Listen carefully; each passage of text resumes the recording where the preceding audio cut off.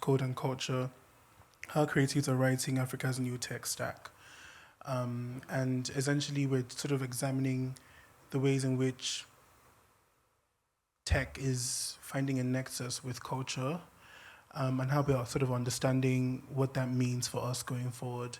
So many people who work in tech have developed systems, they've developed cultural outfits that intersect with their own ideas in tech. The entire idea of this panel essentially is to examine how tech is sort of finding an intersection with creativity. But an interesting part of this panel is that Annie, who will introduce himself shortly, is primarily a creative, but has built for creators, right?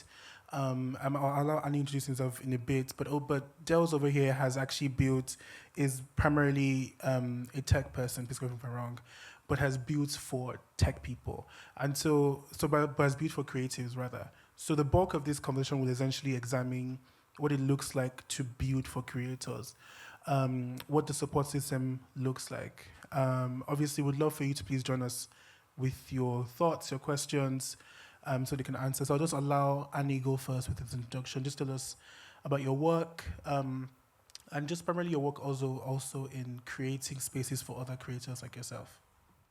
I should do the whole shebang. Yeah, exactly. Okay. Hi, Anny Roberts, and I am a visual artist. I'm also majorly a photographer, and also an entrepreneur.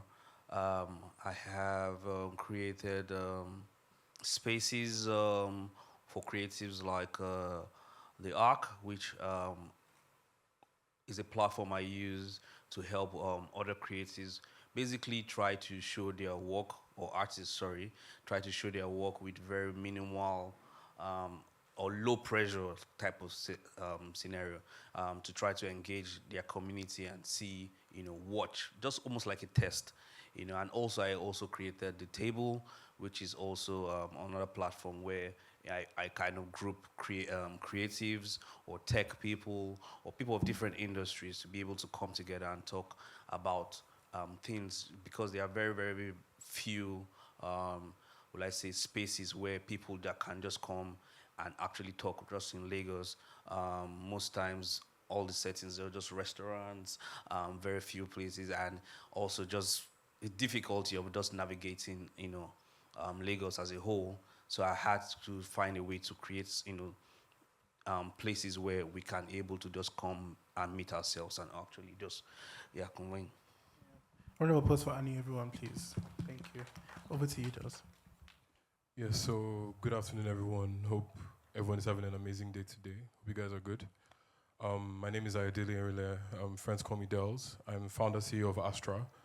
Astra is essentially a way for African fashion designers to connect with international audiences. So we use tools like virtual reality and also the blockchain to help, local designers to reach international audiences, essentially. So yeah, that's what we do. Yeah.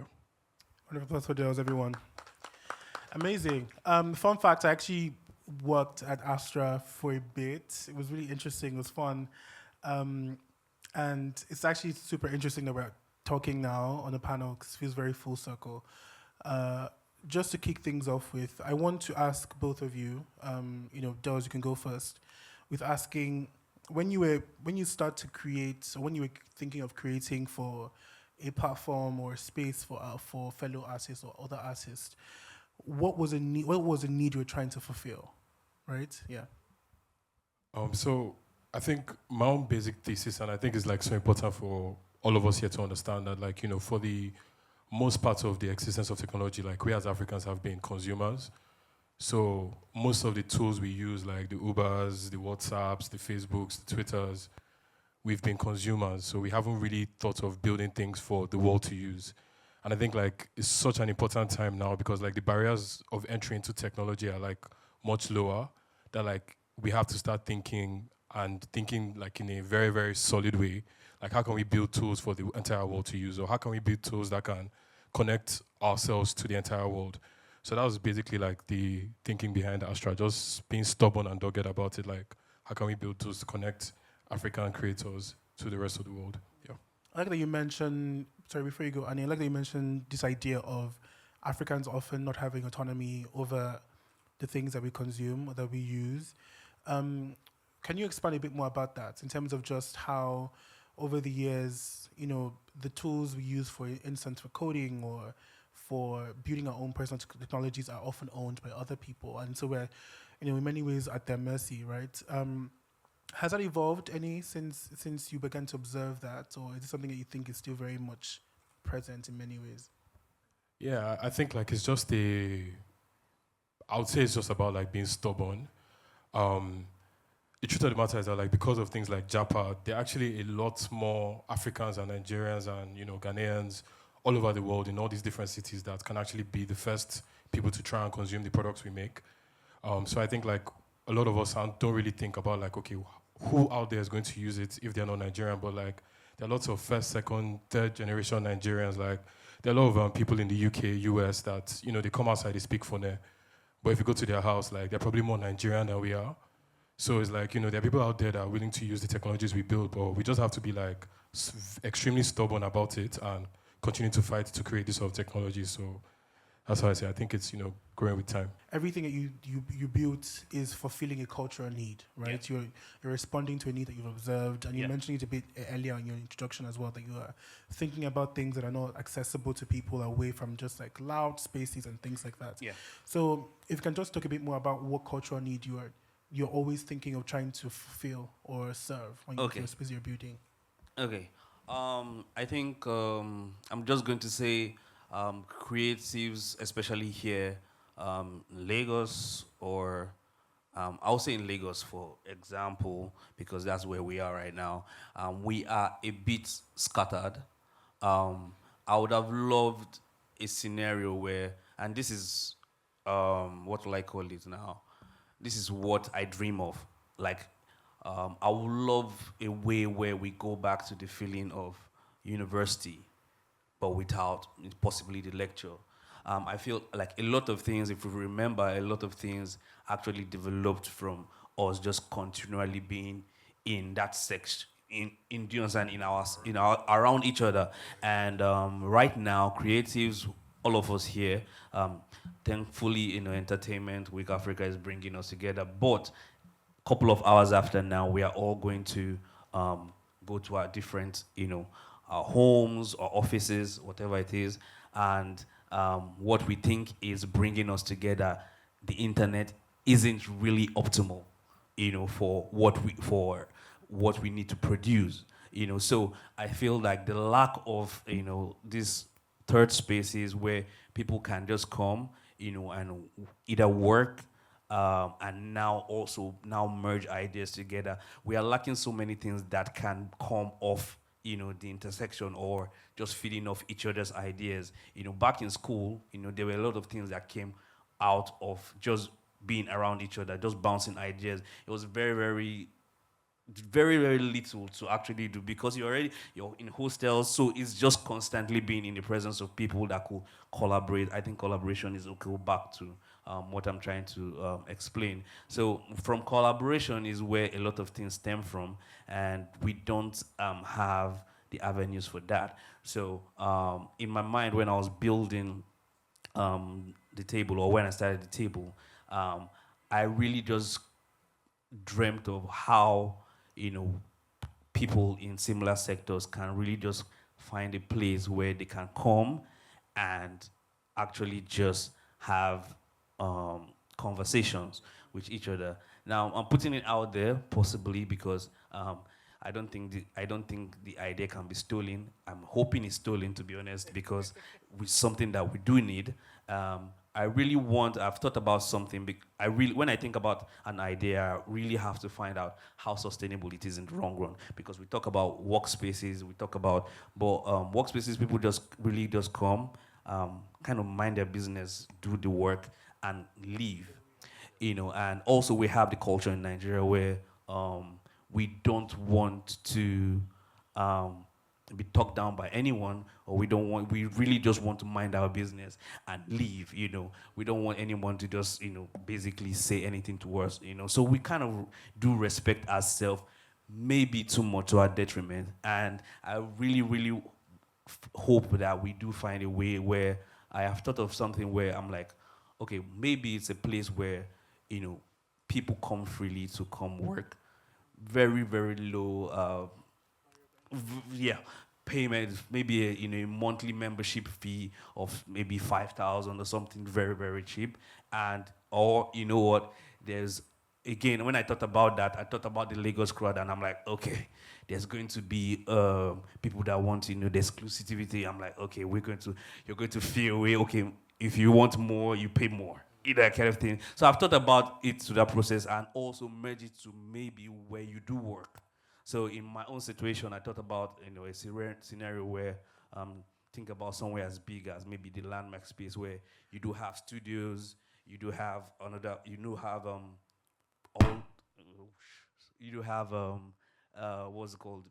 Maybe small restaurants around where people can eat. You do have open spaces where people can also just, and from there, God knows the amount of ideas that can, do you understand, erupt. Just also a mental health thing too. It kind of does, tackle the need of about the issues about loneliness, the issue. So just more physical connection, because while we are way more connected than we have ever been right now, but we are also way more disconnected than we've ever been. And I don't think human beings were built to also do be connected virtually. I don't think we were built, because it only does so much. If we think about all, the people that have left us, all our friends, having to actually build new circles again, it's so hard because everything is all virtual.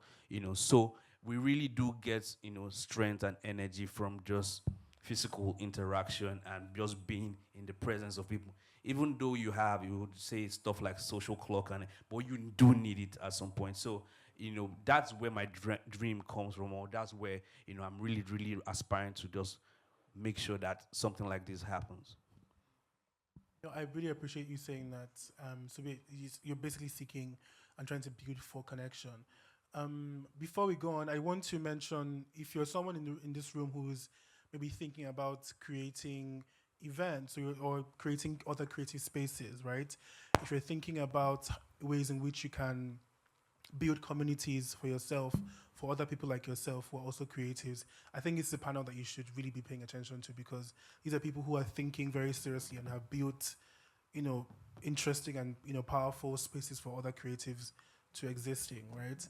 I like that you mentioned this idea again of connection, but I also want to touch on the more practical side of this. Like, what are the initial difficulties for you building virtually, and for you building physically, that come with building for creative people? Especially, we know we're in a market that's still adjusting and still warming up to the creative economy, quote unquote, right? What were the initial difficulties, and how did you come or circumvent those difficulties? Yeah, so something I'd like to point out is that, like, human beings are extremely complex. I like to tell my team is like a human being is a universe. And, the same way, it's just very, very difficult to work with other human beings. Different energies, different temperaments, different moods. So it's really about leadership. If you have an idea and you want to take it to the next stage, you have to become a servant leader. When you're bringing 12, 15 creators together to work on a project or to bring something to life, you're bringing all sorts of egos, all sorts of energies.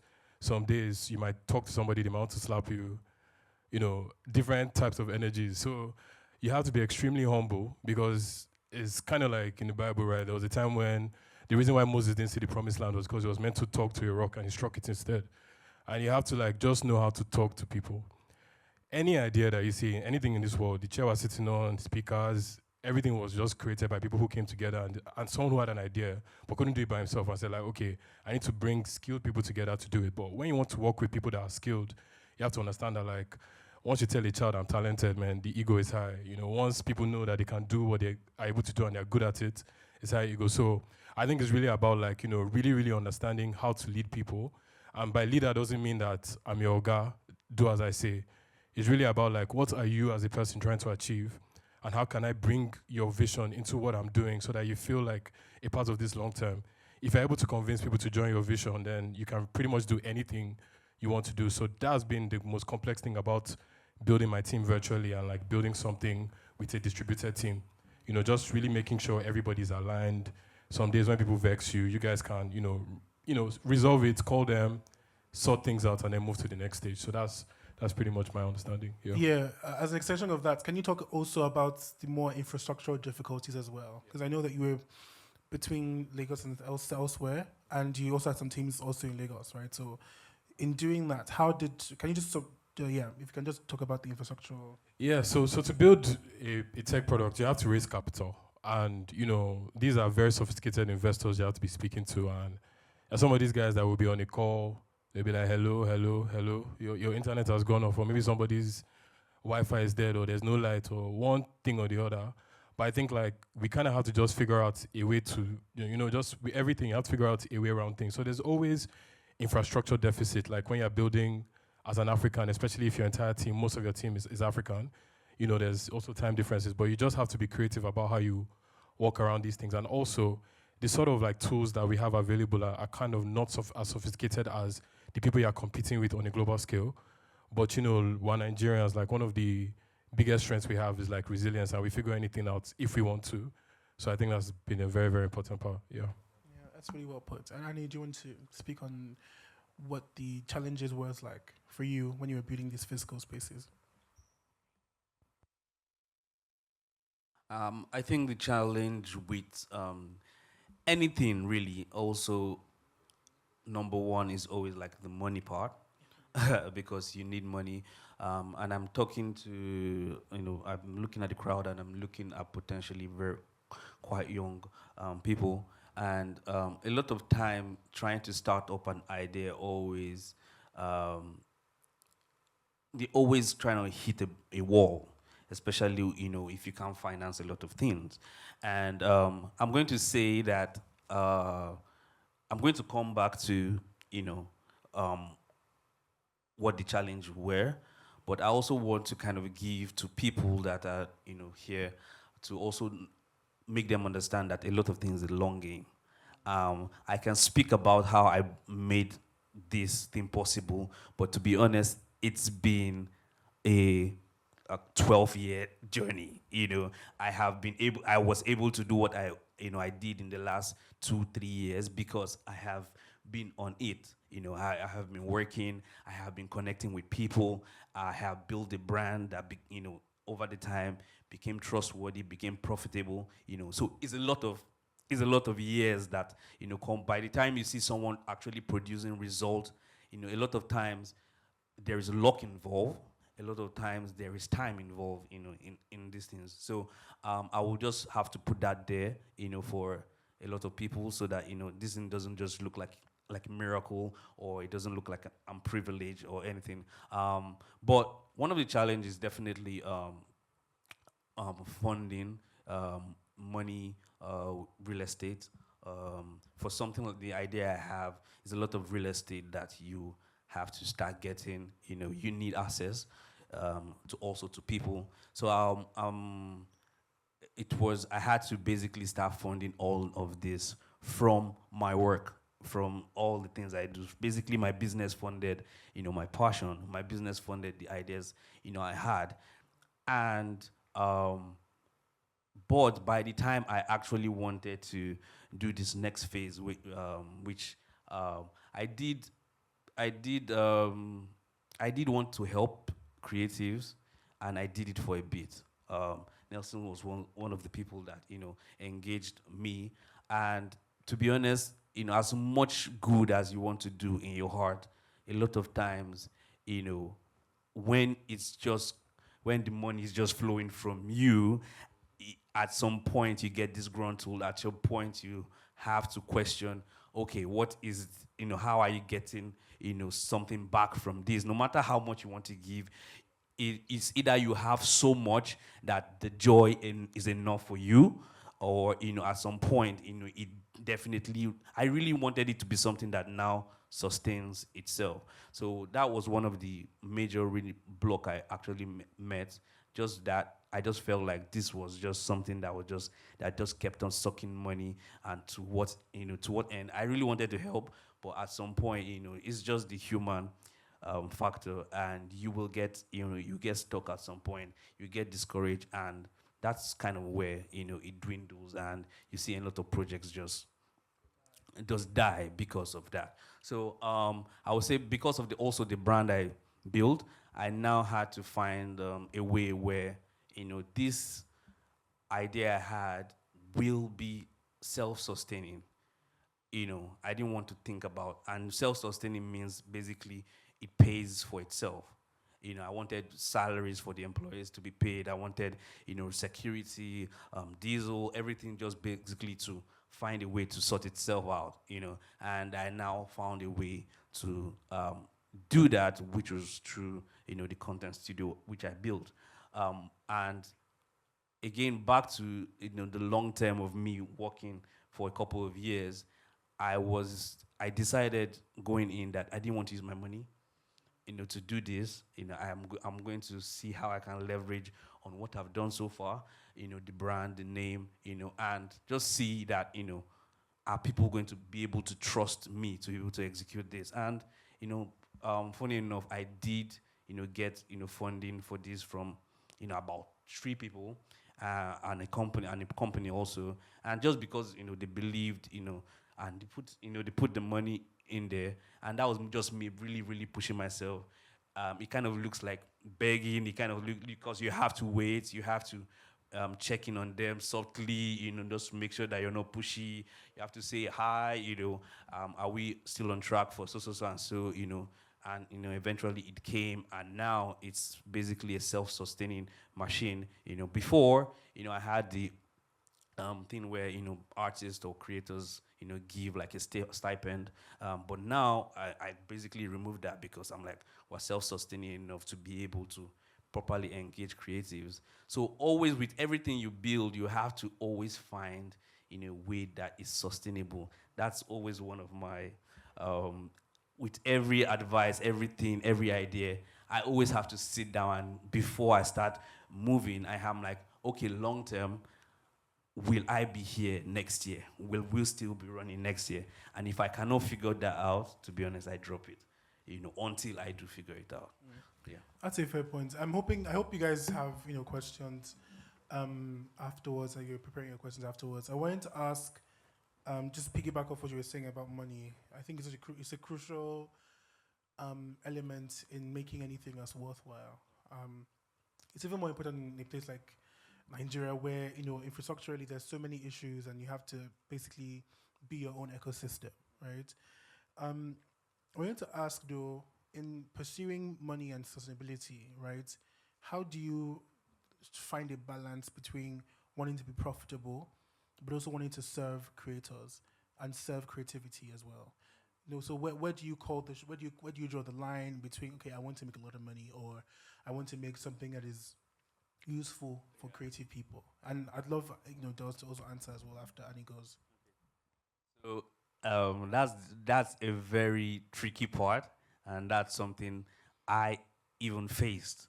I literally have chats about that from some of my employees, and it really has to go back to who you are as a person, like in your values, why you started it. If all of a sudden money is going to basically change the idea you had in the first place, then it was really, did you really have that idea? It was never. So now the studio basically is quite successful in everything, and now that this creator part kind of feels like an inconvenience if we were to be constantly business oriented, but it's something I had to constantly put my leg down for constantly, like, we have to do this, we have to do this. If someone from my employer, like, it's going to take, this person wants to book this, we're going to miss money, and I'm like, no, this is why I started it. To be honest, if you're not true to, I'm going to say, making money is really great, but I'm just going to, if you have not started anything, helping people is even better. down the line, just take this from me, down the line, you're going to be happy you did that, because how much money can you really make? You can make a lot of money, but I really feel like wealth, like impact is one of the best things, or one of the major things I really have to do as a person. If I cannot impact, if I cannot be part of, so and so stories, what have I really done? You understand? So that's really the mentality I have to carry, and I have to keep, grounding myself in. If not, you're just going to be another rich person, and you've not affected anybody. So you really have to stay to the core of why you started building it. And as far as there's a profitable side, you really also have to find a side for impact. So just find the middle ground between. Find a good middle ground. You find a middle ground where profits also sustain impacts, and impact profit sustains profit. So, if you want to build anything that's like big, global, works well, one key skill you have to have, and I said it initially, was like the art of collaboration. Because I'm sure you guys have noticed, like even in music, right? Like Wizkid, Burna, Davido, they've never come together to say let's make a song, and that's because like, I always crack this joke because the team I was working with were extremely talented people, but the Bible always uses the analogy of like the devil being very, very good at music. There's something about being so creative and so artistic and so good and so talented that fuels your ego. And so if you have the skill and the ability to collaborate with other people, you're already 2 steps ahead. The humility to come and meet someone, maybe like, okay, you're good at this thing, I'm good at this thing. Why don't we bring heads together? And that's the game we play, because essentially what Astra started off was like, we're trying to build one of the first metaverse startups in Africa. I mean, documented, well, we are one of the first metaverse startups. But to build a game product, or like a virtual reality product, you need a 3D artist, you need a music designer, you need a game developer, you need a digital fashion designer, you need an avatar designer, you need an environment designer. And my own job was to notice that there were like so many of these people who were African and who were Nigerian that could do all these amazing things. But if I went to one of them and said like, none of them would have wanted to like call 12 other people and say, let's build this. So my own job was just to like talk to them, different energy levels, different styles, different arts levels, some people you have to be like, bro, let's go out for a drink, let's go and talk. There's something I'm working on. Some people you can DM them, they're always down. So it's like reaching out to different people at different levels to come together to build stuff. And I think that's pretty much the most important part. Being very, very good at collaborating means you're like 5 steps ahead of the average creative person. Because a lot of people love to do things. There are some people like this that when you see a project, you see designer is them. The person that wrote it is them. In fact, you can see like, I don't know if you guys have seen this thing before, that you see like a whole project. Yeah, and or a film where like the exactly. writer, director, yes. Everything is a la by one Tyler person. Perry, maybe. So being able to collaborate just means that like I said initially, like a human being is a universe. You're bringing like 12 universes together, and it's only going to be better than if you do it by yourself. So that's the game I'll give you guys. I think my work as a photographer, or starting as a photographer, basically brought me straight on into the world of collaboration, because just with my work, I can't do anything alone. You need a makeup artist, you need a hairstylist, you need a stylist, you need potentially people to help you also around the set. So normally I have been in that state of constant collaboration. And I think also with, I also always describe myself as the laziest hardworking person I ever know, and to be honest, if anything can be done, let it be done. Do you understand? I already said something like, you can steal it, to be honest. I just want to be part of something. It's better to be, have 5%. Imagine if you have, 5% of Amazon right now, compared to, I'm very sorry to, or 100% of maybe a Nigerian Amazon, we can describe what that means. You have way more than that person. So I would rather have a small, bit of something that is really great than a whole of something that isn't, So I feel like if we constantly have that mindset, there's something in the air in Lagos, especially that, there's this selfishness that just keeps, coming up. I wasn't brought up in Lagos, so possibly that's why I'm brought up in the north. And, I never really saw as much selfishness as, when I came here. There's just this, I want it all for myself, and you can't go anywhere with that mentality, to be honest. It's no matter, who you are, you need to just be open that anybody around you potentially can teach you something new. Do you understand? So with that collaboration, everything I am right now has been a result of constant collaboration. There is nothing I can say, oh, I have done it all alone. So, and I even brought that into even when I became an artist. An artist is one profession that you can say you do everything alone. And I deliberately decided not to do that because I know that if me and Delz do something, let's say Delz has 100 people, I have 100 people. I will make sure that I and Delz do something. Now, Delz has introduced me to his 100 people, and maybe I have 120 now. And he has introduced me to people. And now we have now all of Delz crowds knows, oh, I know Anny Roberts, he did something with Delz. Or Delz, oh, I know Delz, he did something with Anny. Now you have spread.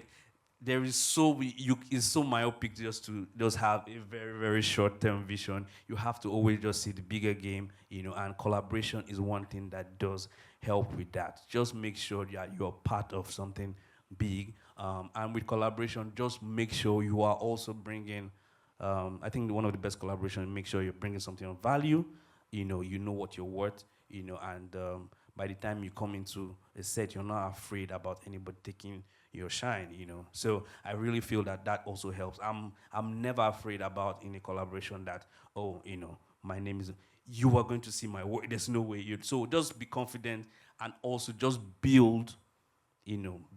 Best time to, plant a tree was 25 years ago, So this is, and the next best time is right now, So whatever you really need to be right now or start to build right now, that in the next 5 years, you're going to be way, way confident that, oh, nobody can talk anything, say anything to me. You really, really just start now. It will help, in putting you in a better place to collaborate. Again, until you're that better version of yourself, it makes it easier to walk up to anybody. Because that's what helped me. Because I've gotten myself to a really, really good place, I am bold enough to walk up to anybody and say, this is me, this is my work. And I'm confident that maybe it's not the right time. Like, I'm confident the no's are going to come from maybe it's not the right time, or maybe it's not their style, or or maybe they can't pay me enough, but not that my work. So you need to just make sure that on your own part, the things that you can handle, are solid before you now start, so that you're confident that, wherever you are able, people are going to say, I want you to be on my team. Yeah. Amazing. So I have a few more questions for, just maybe one or two more questions for Anny and Delz before we open it up to the floor to audience questions. But I also wanted to mention, that, sometimes seeking collaboration is also a matter of understanding, as Anny has said, like, you have something to offer. I think sometimes the idea of seeking collaboration to extract from other people can be very detrimental. Like, it has to be a thing of, oh, I have something that is just not enough to pull this off, so I'm going to find someone else who has something as much to help me bring it to life. And I think my favorite Issa Rae interview is where she spoke about the fact that, like, she networks around as against networking up, because it's so much easier to be with people who know you, people who are friends with you.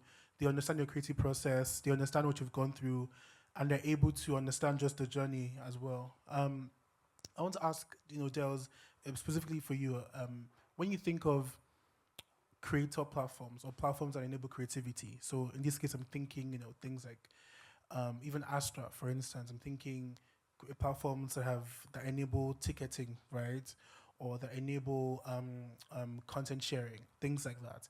When you think of complete ownership, or complete indigenous ownership, what does that look like to you?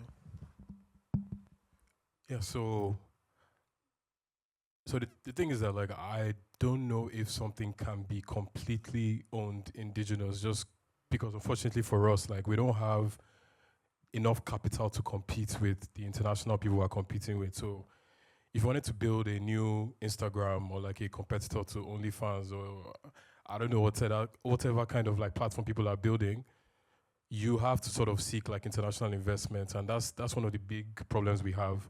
You know, like I said earlier, you know, the people we're competing with internationally, like they have rich uncle, rich cousin. You know, you go to a good university, there's an endowment, people that can write you checks.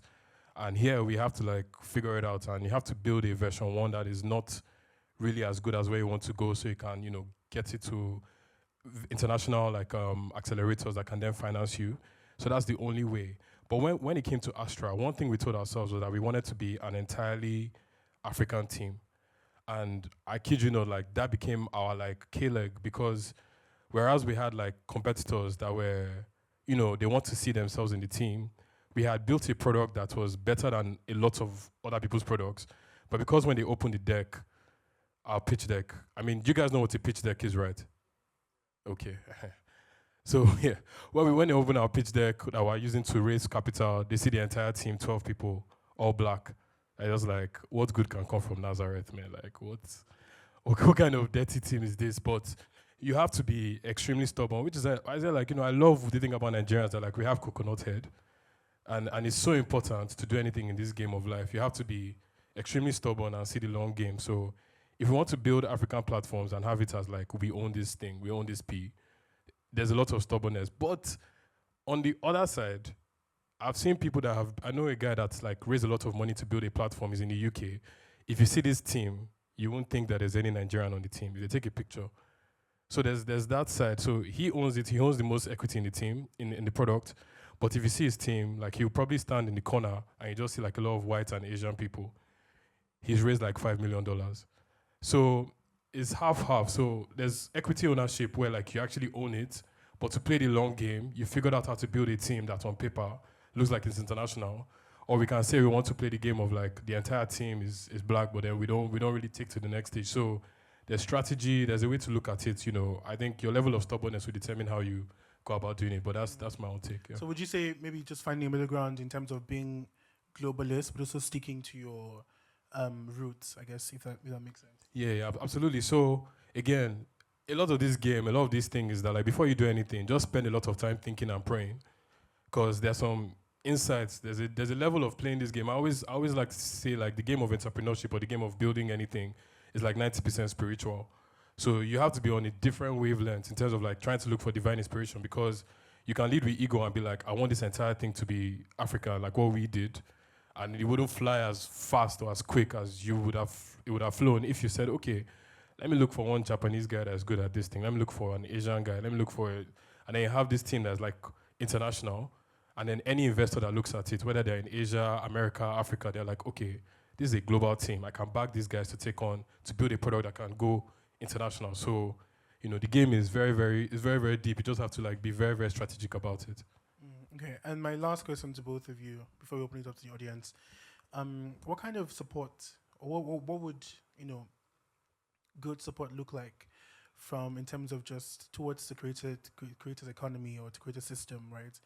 In terms of, I guess, I'm speaking more for Annie, you create physical spaces, you create space for gathering and things like that. What would policy support and investor support look like in that regard, right? And for Delz, again, in your parts, what would that look like for the product you're making? So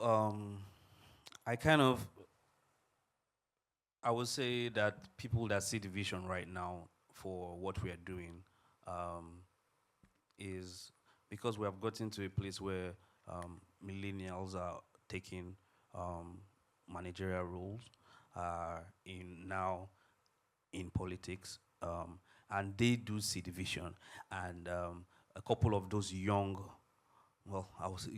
people basically are now preaching, you know, the message to, you know, the older people, and the older generations are the people that do have, you know, they have stayed a long time to be able to gather wealth, and they're the ones that have the wealth, they're the ones that have the assets, they're the class of people that basically we are looking, you know, for crumbs to fall, you know, on our laps, you know. So I always say this thing, that with every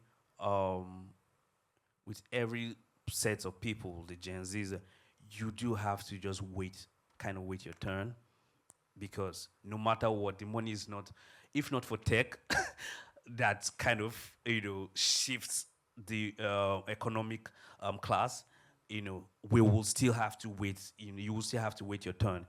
Because like in the civil service, you do have to be of a certain age before you get to the managerial, before you become whatever post it is. So I feel like with time, and that time is just within the 5-10 years, we are getting there. 5-10 years, will a millennial be 50 by then? I think so. I think so. I think so. So by that time, someone older is already up there, and possibly, people are dying. So there's a shift, basically. There's a shift of wealth. There's a power change, and things are going to, start happening. And I think just with them, entering into different spaces, and people that see, the vision enter into all these different rooms, they are definitely going to speak. We can see it happen. Entertainment Week Africa couldn't be a team if a younger person didn't take it. Do you understand? If someone like Dari didn't take that up, no older person can really see the vision, because it is not theirs, to see. They have to be, do you understand? They have to be before, the creative economy became a thing. These guys are looking at oil. They are looking at the normal ways they are making money. And it's still, kind of making them money. But, they can't really see. Right now, you can see nobody, if you told someone that this person, if you described an influencer 20 years ago, you'll be laughed at. So nobody really can see the vision more than ourselves, more than the young people coming up, and the whole stratosphere is going to change, So I'm really thinking that, it's just going to be time. It's going to come. We are going to enter these rooms. We are going to see, this progress. It's just going to be time that, we need, and we're going to see, the level of change that we desire. Yeah. Yeah, and like regarding the game of support, right? I'll be real. So maybe like 2 points, right? Like I'll be very real. Like you kind of have to just like accept the truth, very important truth, that like no one is coming to save you. It's one of the first things I dipped, to push forward in life. You just have to be like, oh man, like it's me and God, which is why I say prayer is so key. Once you've prayed, once you establish that relationship with God, when you can see yourself from God's point of view, when you say, okay, I'm made for a reason, you'll figure out what you need to figure out. And the thing about like support is that like people usually support people that have something that needs to be supported. You can't come looking for grants or opportunities and you haven't built anything. So there's going to be that gap, which I call the wilderness. Before you get to the promised land, you'll be lost for a period of time where even your parents can be asking you, like, maybe your friends have jobs, everybody's pushing forward, they've married, they already have kids. You're still working on that stupid idea. You've been working on it for like 2 years, 3 years. You haven't seen anything. So looking to God and just saying like, okay, I need to build an MVP. You guys know what an MVP is, right? Like, yeah, okay. Just an MVP is just like the first version of the product, like which would not make sense. It might not work as well. But the people that give support, they can see it and be like, okay, these guys have something. I can invest in this so it can get to the next stage. But building an MVP with limited resources will mean that the people, probably the developers that you're going to work with, you can't pay them proper money. You have to be buying them food. You have to just be whining them. This guy is a bill. This your coding is mad. The designers you work with, just have people around you that are talented. Like, the entire panel has been saying, like, collaborate with people that are good and get to a version 1 that works. When it works, he showcases it, he can prove the technology works. Then from there, you can now start looking for support. And in that period of time when you're in the wilderness, the only prayer you go get to, because there's no support, to be very honest. So we have come to the end of this session. Round of applause for yourselves, actually, for staying